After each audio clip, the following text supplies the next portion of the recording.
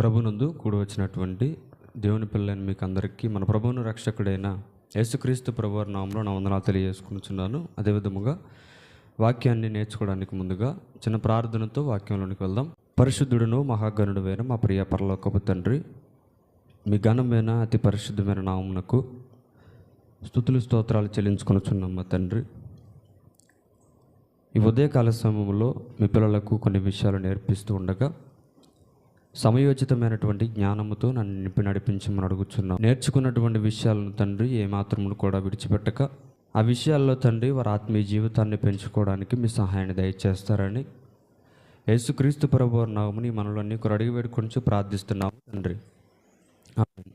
మరొకసారి వాక్యాన్ని వినడానికి ఆసక్తితో చేరువచ్చిన దేవుని పిల్లలని మీకు అందరికీ మన ప్రభువును రక్షకుడైన యేసుక్రీస్తు వారి నామములో మరొకసారి నా వందనాలు తెలియజేసుకుంటున్నాను. గడిచినటువంటి ప్రభు దినాల నుంచి ఒక విషయం గురించి మనం తెలుసుకుంటూ వస్తున్నాం. ఏంటది? గట్టిగా చెప్పాలి, వినపడట్లేదు. ఆత్మఫలాల గురించి తెలుసుకుంటున్నాం. ఇప్పటి వరకు ఎన్ని నేర్చుకున్నాం అనుకుంటా కాదు, ఇప్పటికీ 6 నేర్చుకున్నాం కదా. 6 సార్లు ఈ సబ్జెక్ట్ నేర్చుకున్నాం. 6 సార్లు ఆ విషయాన్ని చూపించాం మీకు. గలతీయులకు రాసిన పత్రిక 5వ అధ్యాయం 22వ వచనం. ఎన్నిసార్లు చూపించుంటా ఆ వచనాన్ని? 6 సార్లు చూపించుంటా కదా. మరి ఎన్ని నేర్పించానని చెప్పంగానే ఆ వచనం కాడికి వెళ్ళైనా చూడాలిగా ఎన్ని నేర్చుకున్నామో, ఇంకా ఎన్ని నేర్చుకోవాలని. ఇప్పటికీ తీయట్లేదు బైబిల్. గలతీయులకు రాసిన పత్రిక 5వ అధ్యాయం 22వ వచనం. ఆత్మఫలమేమనగా ప్రేమ, సంతోషము, సమాధానము, దీర్ఘశాంతము, దయాళత్వము, మంచితనము, విశ్వాసము, సాత్వికము. ఇప్పుడు చెప్పండి, ఎన్ని నేర్చుకున్నాం? 6 నేర్చుకున్నామా? ఇక్కడ చెప్పడం ఏముండదు. ఆ చెప్పినటువంటి విషయాలను బయట పాటిస్తే మనం నేర్చుకున్నట్టు. అవునా కదా? స్కూల్కి లేదా కాలేజీకి వెళ్ళాం, అక్కడ చెప్తారు. చెప్పినప్పుడు విని ఇంటికి వచ్చేసిన తర్వాత వాటిని వదిలేస్తే మళ్ళా 2వ రోజు కాలేజీకి వెళ్తాం, మరలా వస్తాం. వినొచ్చినంత మాత్రాన ఉపయోగం ఉండదు. ఇక్కడ పౌలు గారు ఏం చెబుతున్నారు అంటే, సంఘములోనికి బాప్టిజం పొందిన ప్రతి ఒక్కరికి కూడా ఉండవలసినటువంటి లక్షణాలు 6 నేర్చుకున్నాం. 6 ఎంతమంది కలిగి ఉన్నాం? ఒకసారి చేతులు ఎత్తండి. ఈ 6 లక్షణాలు ఎంతమందిలో ఉన్నాయి? ఇప్పుడు నా పాయింట్ ఏంటంటే, నేర్చుకున్న ఇన్ని విషయాల్లో ఎన్ని మనకు వచ్చాయి? ప్రేమ ఉందా మనలో? ఉందా? ప్రేమ కలిగి ఉన్నామా? చేయెత్తండి. ఎంతమంది ఉన్నారు? ఇంకా ఎత్తలే చేతులు. ప్రేమే లేకపోతే ఇంకా వెనకాల ఉన్నటువంటి విశ్వాసం ఎలా ఉంటుంది? మనలో ఉండదు. కాబట్టి వాటిని అనుసరిస్తూ నడవడానికి మన ఆత్మీయ జీవితం చాలా సహకరించాలి. ఇంకా విని వెళ్ళిపోయే వారిగా ఉంటే మనకేమీ రావు. కాబట్టి సంఘానికి మొట్టమొదటిగా కావాల్సింది పాఠాలు కాదు, ఈ ప్రాముఖ్యమైనటువంటి లక్షణాలు. ఇవి నేర్చుకున్నప్పుడు మనం ఎన్ని విషయాలు నేర్చుకున్నా కానీ తొట్టిల్లిపోం. మన విశ్వాస జీవితం అనేది తొలగిపోదు. ఎందుకనంటే మనలో ప్రేమ ఉంటుంది కాబట్టి, మనలో సంతోషం ఉంటుంది కాబట్టి, సమాధానం ఉంటుంది కాబట్టి, విశ్వాసం ఉంటుంది కాబట్టి, ఇంకా అనేకమైనటువంటి లక్షణాలను మనం నేర్చుకున్నాం కాబట్టి ఏ విషయాన్ని నేర్చుకున్నప్పటికీ కూడా మనం ప్రభువు నుంచి తొట్టిల్లిపోము. కాబట్టి మొట్టమొదటిగా సంఘంగా ఈ విషయాలన్నీ మనం నేర్చుకోవాలి. ఈ ఆత్మఫలాల్లో భాగమైనటువంటి ఈ యొక్క ప్రభు దినాన ఈరోజు విశ్వాసాన్ని గురించి చూద్దాం కొద్ది నిమిషాలు. ఆ పరలోకం మనం చేరాలి అని ఈ లోకంలో బ్రతికినంత కాలము కూడా దేవుని మీద మనం నమ్మకం ఉంచాలి. అలా నమ్మకం ఉంచలేదనుకోండి, దేవుడు మనకి ఏ విధంగా కూడా సహాయపడలేడు. అదే నమ్మకం ఉంచామనుకోండి, ఏ మేలులైనా మనకు చేయడానికి దేవుడు ముందడుగుతూ వస్తాడు ముందుకి. కాబట్టి ఈ విశ్వాసం ఎంత ప్రాముఖ్యమైనదో కొన్ని విషయాలతో మనం బైబిల్ గ్రంథంలోంచి వెళ్దాం. ఈ విశ్వాసం వలన కొంతమంది భక్తులు కూడా మన గ్రంథంలో కనబడతారు. విశ్వాసాన్ని కాపాడుకొని దేవుని యందు నమ్మకం ఉంచి దేవునిలో నడిచినటువంటి భక్తులు కూడా బైబిల్ గ్రంథంలో లేకపోలేదు. కాబట్టి అటువంటి విశ్వాసాన్ని గురించి కొద్ది నిమిషాలు మనం బైబిల్ గ్రంథంలో చూద్దాం. అంతకన్నా ముందుగా ఎబ్రిల్కి రాసిన పత్రిక 11వ అధ్యాయము 6వ వచనం చూడండి. దేవుని మీద నమ్మకం లేకుండా దేవునికి ఇష్టడైనట అసాధ్యము. మరి మనకు దేవుని మీద నమ్మకం ఉందా? ఎంతవరకు ఉంది నమ్మకం? చదవండి మరలా ఒకసారి ఆ విషయాన్ని. విశ్వాసము లేకుండా దేవునికి ఇష్టడైనట అసాధ్యము. దేవుని యొద్దకు వచ్చువాడు ఆయన ఉన్నాడనియు తన్ను వెదుకువానికి ఫలము దయచేవాడనియు నమ్మవలను కదా. అవునా? ఆయన దగ్గరికి వచ్చేవారు ఎలా రావాలంట? ఆయన మీద విశ్వాసం ఉంచి రావాలి. ఆయన దగ్గరికి వస్తున్నామనంటే ఖచ్చితంగా నేను అడిగింది ఆయన చేయగలడు, ఏదైనా చేయగలిగిన సమర్థుడనేటటువంటి ఆలోచనతోనే ఆయన దగ్గరకు రావాలి. కానీ మనం ఎలా వస్తామో తెలుసా? ఆయన దగ్గరకు విశ్వాసం ఉండదు, ఆయన మీద నమ్మకం ఉండదు. ఎలా వస్తామనంటే దేవుని మీద ఒక లాటరీ వేసినట్టుగా వస్తాం సంఘంలోనికి. అయితే వస్తుంది, లేకపోతే లేదు. అలా వస్తే మాత్రం దేవుడు మిమ్మల్ని ఎప్పటికీ కూడా ఇష్టపడడు. వారిని అంటున్నాడు కదా, అల్ప విశ్వాసులు అంటున్నాడు. అవునా? కాబట్టి దేవుని యొద్దకు వచ్చేవాడు ఎలా రావాలి? ఆయన ఉన్నాడని, తన్ను వెదుకువానికి ఫలము దయచేయగలవాడని నమ్మి రావాలి దేవుని దగ్గరికి. అలా కాకుండా నా బాధలు తీరేంత వరకు, నా కష్టాలు పోయేంత వరకు దేవుని దగ్గరకు వస్తాను అని అంటే అది నిజమైనటువంటి విశ్వాసము కానే కాదు. నీకు అసలు దేవుని మీద నమ్మకమే లేనట్టది. కాబట్టి దేవుని దగ్గరికి వచ్చేవాడు ఎలా రావాలని చెబుతున్నాడు? నమ్మకముగా రావాలి, నిజమైనటువంటి విశ్వాసముతో రావాలి. అలా వచ్చినప్పుడే దేవుని నుండి వచ్చేటటువంటి బహుమానాలను మనం పొందుకుంటాం. ఆయన దగ్గర నుండి వచ్చేటటువంటి ఆ మేలులను మనం పొందుకుంటాం. ఎప్పుడనంటే ఆయన మీద పూర్తి నమ్మకం కలిగినప్పుడు. నిజంగా దేవుని మీద మనం ఆనుకున్నామనంటే ఏ స్థితిలో అయినా లేపగలిగినటువంటి సమర్థుడు దేవుడు. యోబు గారి విషయంలో ఎన్ని విషయాలు చూసుకున్నా యోబు గారి దగ్గరికి వెళ్ళండి, ఒకసారి తెలిసిపోద్ది మనకి. దేవుని మీద ఎంత విశ్వాసం ఉంచాడు ఆయన, దేవుని మీద ఎంత నమ్మకంతో ఆయన మీద ఆనుకొని ఉంటే ఏ పరిస్థితిలో నుండి దేవుడు ఏ పరిస్థితిలో తీసుకెళ్ళాడు ఆయన్ని? పశువులు పోయాయి, పిల్లలు పోయారు, ఆస్తి మొత్తం పోయినప్పటికీ కూడా చివరికి కురుపులతో బూడిదలో కూర్చున్నప్పటికీ కూడా ఆ స్థితిలో నుండి దేవుడు ఎక్కడికి తీసుకొచ్చాడు? మరలా ఉన్నతమైన స్థితిలోనికి తీసుకొచ్చాడు. మరలా అతనికి గర్భఫలాలను అందించాడు దేవుడు. కాబట్టి దేవుని మీద విశ్వాసం కలిగి ఉండాలి మనం.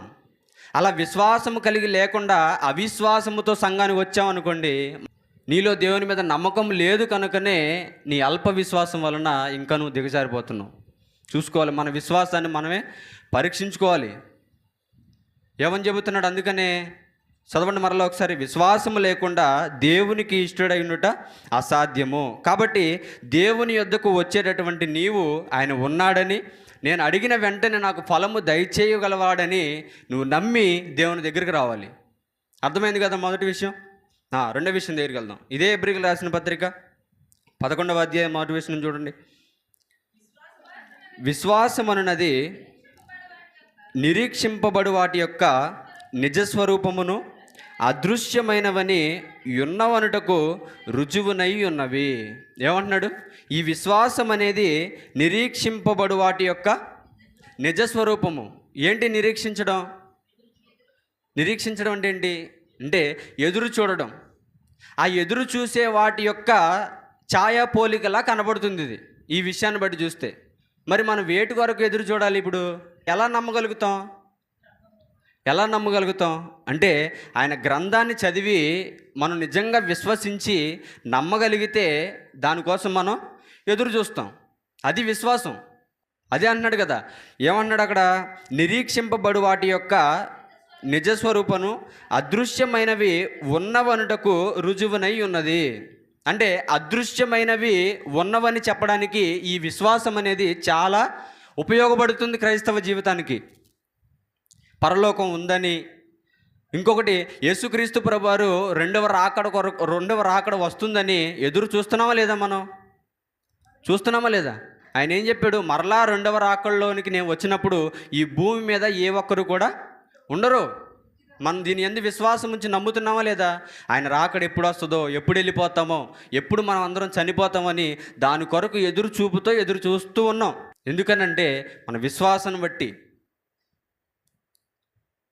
కాబట్టి గమనించాలి అందరూ, ఈ విశ్వాసం అనేది ఎంత ప్రాముఖ్యమైందనంటే మన ఆత్మీయ జీవితాన్ని చాలా అభివృద్ధి పరుస్తుంది. ఈ విశ్వాసం అసలు ఎలా వస్తుంది? మనకు విశ్వాసం ఎలా వస్తుందనంటే ఒకసారి చూడండి. రోమిలకు రాసిన పత్రిక 10వ అధ్యాయం 17. కాగా వినుట వలన విశ్వాసము కలుగును. వినుట క్రీస్తును గూర్చిన మాట వలన కలుగును. విశ్వాసం ఎలా వస్తుందంట? విశ్వాసం ఎలా వస్తుంది? వినుట వలన వస్తుంది. మందిరానికి వచ్చినటువంటి మనము ఎలా వినాలి దేవుని యొక్క వాక్యాన్ని? ఎలా వినాలి? ఎలా వినాలి అంటే ఆసక్తితో దేవుని యొక్క మాటలు వినాలి. చెప్పేటటువంటి వారు ఏం చెబుతున్నారు, అసలు చెప్పే విషయాలు అలా ఉన్నవా లేవా, అవన్నీ కూడా మనం ఎలా వినాలంటే చాలా జాగ్రత్తగా వినాలి. అందుకనే చెబుతున్నాడు, నీకు విశ్వాసం కలగాలి అని అంటే, నువ్వు వాటిని గురించి తెలుసుకోవాలి అని అంటే, వాటిని నమ్మాలి అని అంటే మొట్టమొదటిగా నా మాట వినాలి. నువ్వు నా మాట విన్నప్పుడు వీటన్నిటిని గురించి నీకు ఆధారాలు బయటకు వస్తాయి. వాటన్నిటిని నువ్వు నమ్మగలవు. దేవుడు ఉన్నాడని, యేసుక్రీస్తు ప్రభువు వారు వస్తాడని, పరలోకం ఉందని. అప్పుడు నీకు విశ్వాసం వలన తెలిసిద్ది. ఇలా వాక్యం వినకుండా వచ్చి వెళ్ళిపోతే ఇలాంటి విషయాలు చెప్పినప్పుడు ఎలా ఉంటుందని అంటే, అవన్నీ లేవులే అన్నట్టుగా ఉంటుంది. అదే విశ్వాసం కలిగి దేవుని నిజంగా నువ్వు నమ్మేవే అనుకో, అప్పుడు ఇట్లాంటి విషయాలు చెప్తున్నప్పుడు ఏమనిపించిద్ది? కొంచెం భయం కలిగిద్ది. ఎప్పుడు వస్తాడు యేసుక్రీస్తు ప్రభువారు?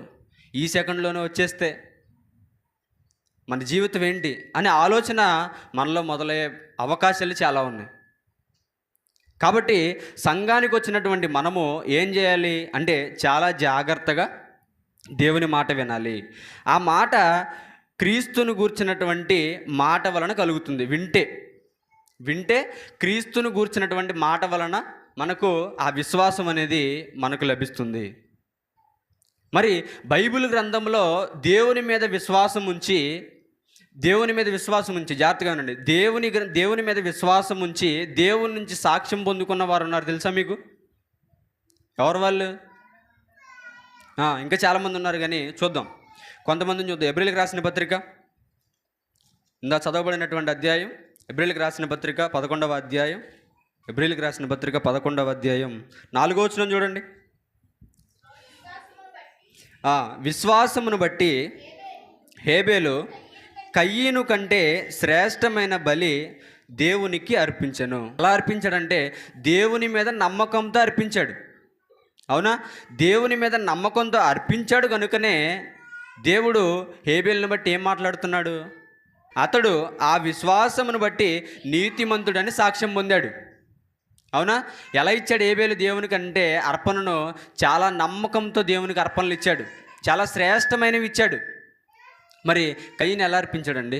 దేవుని మీద విశ్వాసం లేదు, దేవుని మీద నమ్మకం లేదు. ఇచ్చేవి కూడా ఎలా ఇచ్చాడో తెలుసా? ఒకటి, అతని మనసు బాలేదు, అతని మనసులో అసలు దేవుడు లేవు. కానీ హేబేలు ఏం చేశాడో తెలుసా? దేవుని మీద ఉన్నటువంటి ఆ యొక్క విశ్వాసముతో, దేవుని మీద ఉన్నటువంటి నమ్మకముతో మంచి బలులను దేవునికి అర్పించాడు. కాబట్టి అట్లాంటి విశ్వాసాన్ని గూర్చి దేవుడు హేబేలుకు సాక్ష్యం ఇస్తున్నాడు కదా. అతడు నీతిమంతుడిగా ఎంచబడ్డాడు. ఎందుకనంటే ఆయన ఇచ్చినటువంటి ఆ యొక్క అర్పణలు, శ్రేష్టమైనటువంటి అర్పణలను దేవుడికి ఇచ్చాడు కనుక దేవుని నుంచి మంచి బిరుదును పొందుకున్నాడు. ఇంకొక వ్యక్తిని చూడండి. విశ్వాసమును బట్టి హానోకు మరణము చూడకుండానట్లు కొనిపోబడెను. ఎవరెత్తను? హానోకు అనగానే మనకు గుర్తొచ్చేది ఏంటంటే, దేవునితో నడిచినటువంటి వ్యక్తి, మరణమును చూడనటువంటి వ్యక్తి కదా. అవునా? ఎన్ని సంవత్సరాలు నడిచాడు దేవునితో? ఎన్ని సంవత్సరాలు నడిచాడు? సండే స్కూల్ పిల్లలు చెప్పాలి. హానోకు దేవునితో ఎన్ని సంవత్సరాలు నడిచాడు? 300 సంవత్సరాలు నడిచాడు. అలా నడిచినటువంటి ఆయనను బట్టి దేవుడు మాట్లాడుతున్నాడు కదా. ఏమని సాక్ష్యం పొందాడు? దేవునికి ఇష్టానుసారమైనటువంటి కుమారుడుగా అతను ఏం పొందాడంట? ఒక సాక్ష్యాన్ని పొందాడు. ఎన్ని సంవత్సరాలు నడిచాడండి దేవునితో హానోకు అంటే? 300 సంవత్సరాలు నడిచాడు. 300 సంవత్సరాలు నడవడం అంటే మామూలు విషయమా దేవునితో? ఏంటి? దేవుని మీద విశ్వాసం ఉంచి ఆ 300 సంవత్సరాల్లో ఎన్ని ఆటుపోట్లు అనుభవించి ఉంటాడు హానోకు గారు? ఎన్ని ఇబ్బందులు పడి ఉంటాడు హానోకు గారు? పడ్డాడా లేదా? పడే ఉంటాడండి. విశ్వాస జీవితంలో ఇబ్బందులు లేకుండా ఏ ఒక్కరి జీవితము కూడా కొనసాగదు.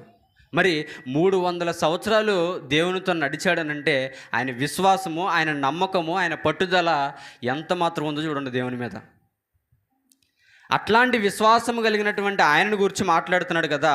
ఏమని అంటున్నాడనంటే, అతడు కొనిపోబడక మునుపు, అంటే దేవుని దగ్గరికి వెళ్ళిపోబడక మునుపు దేవునికి ఇష్టుడై ఉండనని సాక్ష్యము పొందాడు. దేవుని దృష్టిలోనే అతడు ఎలా ఉన్నాడంట? ఇష్టుడుగా ఉన్నాడు. దేవుడు ఒక అతన్ని మెచ్చుకోవడం అంటే మామూలు. కానీ ఇక్కడ హానోకు గారు 300 సంవత్సరాలు దేవునితో నడిచి ఆయన కొనిపోబడక మునుపు దేవుని నుంచి ఒక మంచి బిరుదును పొందుకొని దేవుని దగ్గరకు ఆరోహణమై వెళ్ళిపోయాడు కదా. ఇప్పుడు ఇద్దరిని చూసాం. ఎవరో? ఒక అతను హేబేల్ అయితే, రెండవది హానోకు. వారి విశ్వాస జీవితం ఎలా ఉంది అంటే దేవుని మీద నమ్మకం కలిగి ఉంది. ఇంకా చూడండి, ఏడవ వచనంలో, విశ్వాసమును బట్టి నోవాహు అది వరకు చూడని సంగతులను గూర్చి దేవుని చేత హెచ్చరింపబడి భయభక్తులు గలవాడే తన ఇంటి వారి రక్షణ కొరకు ఒక ఓడను సిద్ధపరిచెను. తన ఇంటి వారిని రక్షించుకోవడానికి ఏం చేశాడు నోవాహు అంటే ఓడను కట్టాడు. ఏమని చెప్పాడు దేవుడు నోవాహు గారికి అంటే, అయ్యా జలప్రళయం రాబోతుంది, ఈ ప్రపంచం మొత్తం కూడా నేను నాశనం చేయబోతున్నాను, నీ కుటుంబం ఒక్కటే నాకు నీతిగా కనబడుతుంది, నువ్వు నా యందు విశ్వాసం ఉంచావు కనుక నిన్ను బట్టి నీ కుటుంబాన్ని నేనేం చేయాలనుకుంటున్నాను, కాపాడాలనుకుంటున్నాను కనుక నీ కోసం ఒక ఓడను కట్టుకోమని చెప్పాడు. చెప్పాడా లేదా? చెప్పాడు. అలా చెప్పినప్పుడు నోవాహు గారిది అల్ప విశ్వాసం అయితే నోవాహు గారు ఏమనాలి? రాబోయే 100 సంవత్సరాలుగా జలప్రళయానికి నువ్వు ఇప్పుడే ఓడగట్టమంటున్నావు ఏంటి అని క్వశ్చన్ వేయాలి. క్వశ్చన్ వేసాడా దేవునికి? వేయలేదు. మరి ఏం చేశాడు? దేవుడు చెప్పిన వెంటనే దేవుని మీద ఉన్నటువంటి నమ్మకంతో కదా, దేవుని మీద ఉంచినటువంటి ఆ నమ్మకం వలన ఏం చేశాడంటే 100 సంవత్సరాలు వాడగట్టాడు. దేవుని మీద ఉంచినటువంటి ఆ నమ్మకానికి, ఆ విశ్వాసానికి వాడ పూర్తయిన తర్వాత జలప్రవాహం వచ్చిందా లేదా? కుటుంబాన్ని కాపాడుకున్నాడా లేదా? కాపాడుకున్నాడు. చూడండి భక్తుల విశ్వాసాలు ఎలా ఉన్నాయి.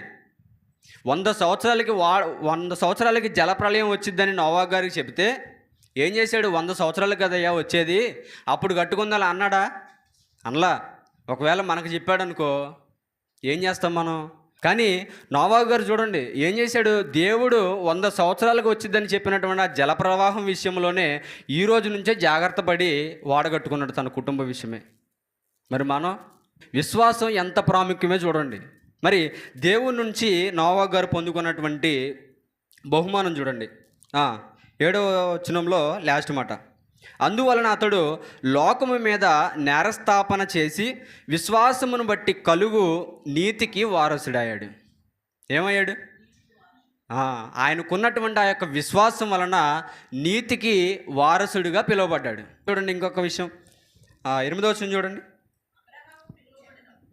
అబ్రహాం గారిని గురించి చెప్తున్నాడు. అబ్రహాము పిలువబడినప్పుడు విశ్వాసమును బట్టి ఆ పిలుపునకు లోబడి తాను స్వాస్థ్యముగా పొందనయ్యున్న ప్రదేశమునకు బయలు వెళ్ళాడు.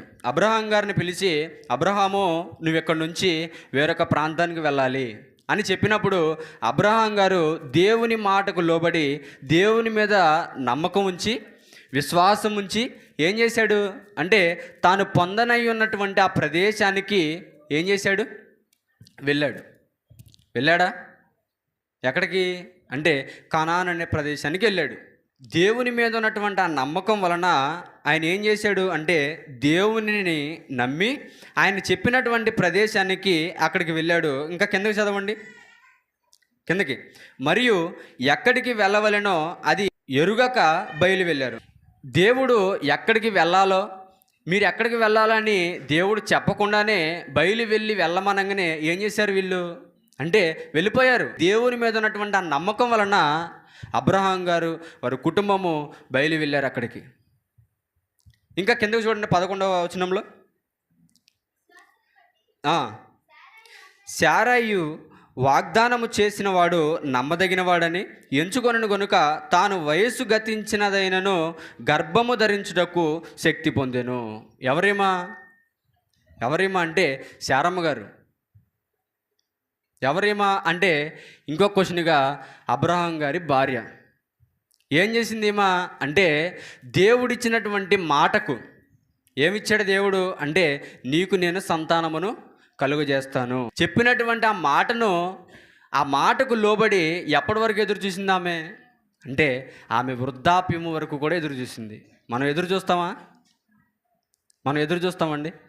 దేవుని మీద నిజమైనటువంటి నమ్మకము, విశ్వాసము మనకుంటే శారమ్మ గారిలా ఎట్లాంటి నిందను దేవుని మీద వేయకుండా మనం ఎదురు చూస్తాం. కానీ శారమ్మ గారికి ఇచ్చినటువంటి ఆ మాటకు లోబడి ఎప్పటి వరకు ఎదురు చూసింది ఆమెనంటే, ఆమె వృద్ధాప్యము వరకు కూడా ఎదురు చూసింది. వృద్ధాప్యం వరకు ఎదురు చూసింది కనుకనే ఆ వృద్ధాప్యములో ఆ కనేటటువంటి శక్తిని దేవుడు శారమ్మ గారికి ఇచ్చి బహుమానాలు ఇచ్చాడు. మరి అట్లాంటి విశ్వాసాలు మనకు ఉన్నాయా? ఉన్నాయండి మనకు. ఏబేల్ లాంటి విశ్వాసం, హానోకు లాంటి విశ్వాసం మనకుందా? లేదు. ఎందుకనంటే మన జీవితాల్లో నిజమైనటువంటి నమ్మకము దేవుని మీద లేదు కనుక. నిజమైనటువంటి నమ్మకము, నిజమైనటువంటి విశ్వాసము మనం దేవుని మీద ఉంచితే మన జీవితాలు ఎప్పుడో బాగుపడేయండి. అలా నిలబడగలిగారు కాబట్టే ఇక్కడ ఎవరెవరు సాక్ష్యం ఇస్తున్నారు మనకి? అబ్రహాం గారు, శారమ్మ గారు, నోవాహు గారు, హానోకు గారు, హేబేలు గారు, ఇలా ఎంతోమంది భక్తులు మనకి ఈరోజు ఆదర్శంగా నిలబడ్డారు. ఖచ్చితంగా శ్రమలు వస్తాయి. ఈ విశ్వాసం అనే జీవితంలో, ఈ యొక్క ప్రయాణంలో అనేకమైనటువంటి శ్రమలను క్రైస్తవురాలుగా మనం ఖచ్చితంగా అనుభవించాలి. అలా అనుభవించి మనం నిలబడితేనే దేవుడు మనల్ని ఇంకా ముందుకు తీసుకెళ్తాడు. అలా నిలబడకుండా పడిపోయాం అనుకోండి, అక్కడితో మనం ఎప్పటికీ కూడా మన విశ్వాస జీవితాన్ని కాపాడుకోలేం. ఇంకా చూడండి, ఇంకొక 2 విషయాలు చూసుకొని ముగించుకుందాం. మన విశ్వాసం అనేది ఎలా ఉండాలి అసలు చూద్దాం. యోహాను సువార్త 3వ అధ్యాయం 16వ వచనం. దేవుడు లోకమును ఎంతో ప్రేమించెను కాగా ఆయన తన అద్వితీయ కుమారుడిగా పుట్టిన వాని యందు విశ్వాసముంచు ప్రతి వాడును నశింపక నిత్య జీవం పొందినట్లు ఆయనను అనుగ్రహించును. మన విశ్వాసం ఎలా ఉండాలి అని అంటే, దేవుని మీద మనం ఉంచినటువంటి విశ్వాసం ఎలా ఉండాలంటే నిజమైనదిగా ఉండాలి. అవునా? మనం ఎవరి యందు ఉంచాలని చెబుతున్నాడు ఇక్కడనంటే, తన అద్వితీయ కుమారునిగా పుట్టిన వాని యందు విశ్వాసముంచు ప్రతి వాడును కూడా ఎప్పటికీ కూడా నశింపడు. మరి నశింపకుండా మన దేవుడు ఏం చేస్తాడు అని అంటే, నిత్య జీవాన్ని మన కొరకు ఉంచుతాడు. అవునా?